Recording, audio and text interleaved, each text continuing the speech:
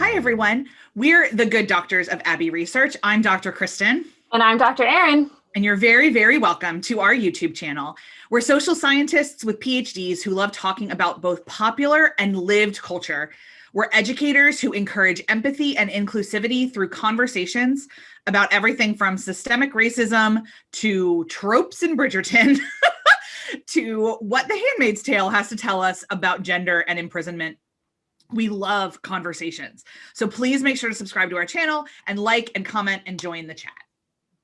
This video is part of our Colonizers World Tour, where we look at a different country each week and how their history and relationship with colonialism affects their culture and how they interact with the world. Now, this month of March, we are covering countries that have never been colonized by Europe, which is a real short list, y'all. So that's why we're getting those out of the way first. So last week we covered Thailand. This week we're on Antarctica, which has technically never been colonized at all. It's never been owned by anybody.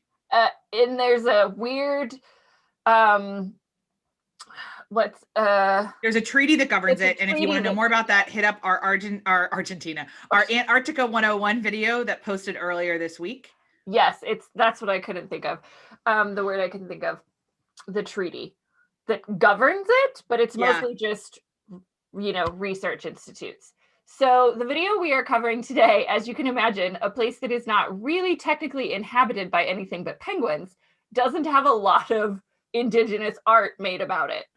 Unless the penguins make videos. We haven't found that yet. What we did find was a Talks at Google from their series of the first woman-powered trek to the South Pole. And this talk was given in June of 2018 at the main Google campus by Sunniva Sorby, who was one of the 4 women to go on this trek from the outskirts of Antarctica to the South Pole. They did not trek across Antarctica, as was their goal, but they made it to the South Pole. And this trek took place in 1993. 82 years after the first men reached the South Pole, which is both a long time and not a long time. But in the course of gender politics around the world, it was quite a feat. And I'm really actually kind of upset that I never heard about it until we found it for this discussion, because I really think I would have, 10-year-old Erin would have loved that story. Maybe I didn't know. Yeah, 10-year-old Kristen just would have not quite understood how they could go that long without a book. So we were different people are different. There's just a couple quick things that we want to get stats out of the way. It was a 4-woman team, all from America. They skied 67 days. 7 days, 700 miles. Most of the time it was below 60 degrees Fahrenheit. Which just sounds like Monopoly weather, like Monopoly money. It's just made up. What is that? I don't even know what that is. I have no concept. Antarctica takes up 9% of the world's landmass, but because of the freezing and like unfreezing, because it doesn't ever melt process, the topography a little bit of Antarctica changes, which is something I didn't know. Like the South Pole kind of moves. It moves and it like doubles in size. And I had no idea. And like doubles and shrinks and doubles and shrinks. Like it's the craziest thing. There is 1 sunrise and 1 sunset per year. Otherwise, and the sun is so bright that as you're skiing, you can get sunburned in the roof of your mouth. If you're breathing with your mouth open. Guys, this sounds miserable. It's complete sensory deprivation. There is no growing things, no living things. Nothing.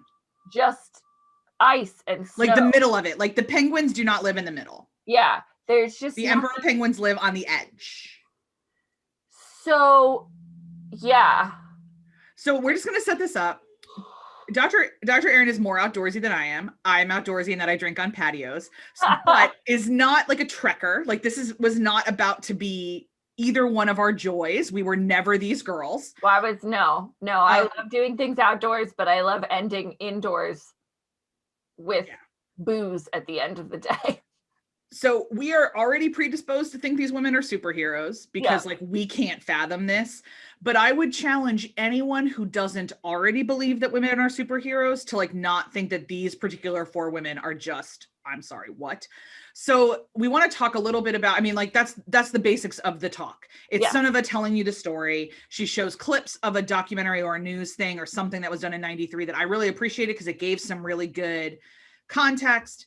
Because I'm a really invested in the humans. I wanted know a whole lot more from the other women, and they, for whatever reason, their contemporary reminiscences were not part of this. Their 2018 reminiscences, their 1993 ones were.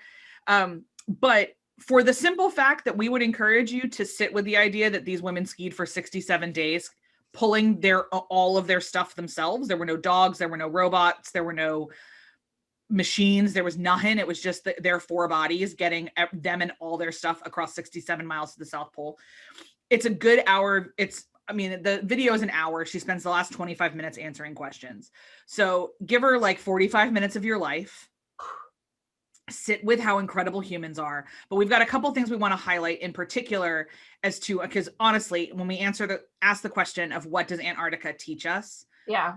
We're going to drill it down to this expedition. And we think that Antarctica teaches us a couple really key things. One is that you have to plan and be flexible and hold those things in tension. Mm-hmm. We think that you have to know yourself really, really, really, really well before you do anything difficult. And we think that you have to know your team.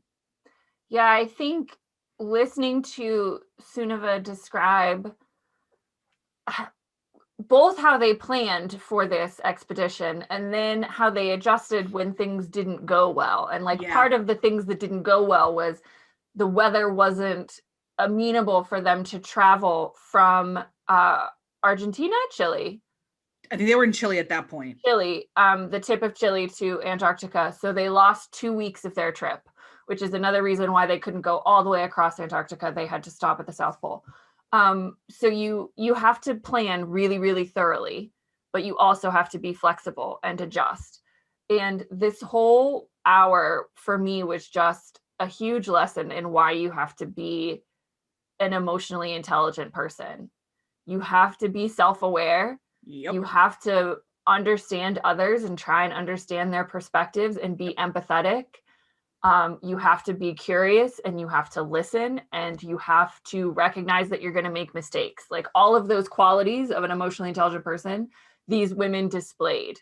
And that they were so intentional about their planning that they rotated tent mates every week so that you weren't every 2 weeks, because they said after 2 weeks with somebody, you know absolutely everything there is to know about them. Yeah. And so just to keep morale up and I don't know how you keep morale up when Sunniva in particular, for 47 of those days, she was suffering from bronchitis and tendinitis and her ankles were swollen and blistering and they got, all type of maladies that happen when you're at that level of exposure. Humans aren't supposed to do what they did. No. Our bodies are actually not built for this. Also, as a human who menstruates, oofda. Okay.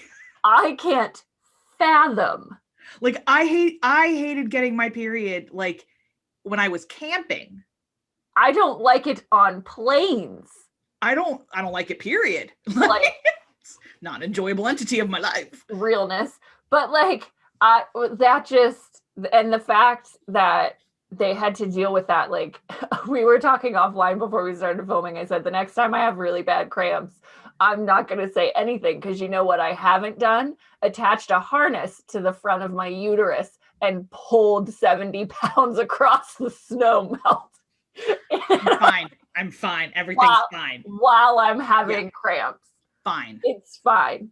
So all of that stuff I think was so important. And the other thing they really emphasized was the idea of the collective experience over the individual achievement, which is, I think, how any team succeeds, really.